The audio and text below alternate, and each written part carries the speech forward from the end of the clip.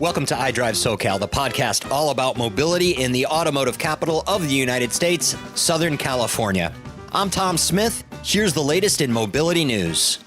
A couple of Elon Musk's companies are making headlines, this after a two-word tweet from Musk set off a mild media frenzy. The tweet was in response to Boeing CEO Dennis Muilenburg reiterating to Jim Cramer on MSNBC that the first humans to reach Mars will do so in a Boeing rocket. The clear snub to Musk's SpaceX caused him to reply simply, "Do it."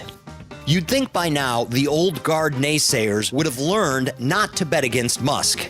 If the success of Tesla vehicles, vertical landing rockets, and an ever-growing list of accomplishments weren't enough, perhaps Muilenburg missed the other Musk company headline just a few days earlier. Tesla announced the completion of the world's largest lithium-ion battery. Tesla built it to support the Australian state power grid. As part of the agreement with Australia, Tesla would deliver the battery within 100 days of signing the contract, and if Tesla failed to do so, they would deliver it for free. Musk and Tesla didn't need the 100 days. They did it in 60. And the world has a new fastest sports utility vehicle.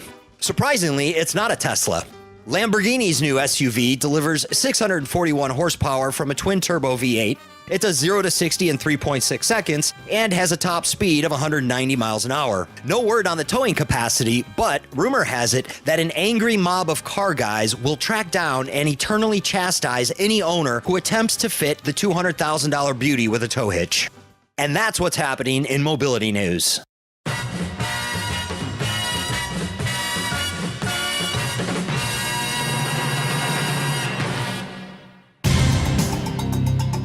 Coming up this week on iDriveSoCal, a Santa Monica-based startup strikes a global deal with Ford Motor Company.